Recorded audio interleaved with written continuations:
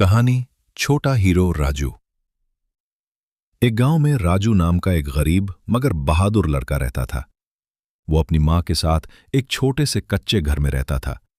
राजू का ख्वाब था कि वो बड़ा होकर अपने गांव का हीरो बने।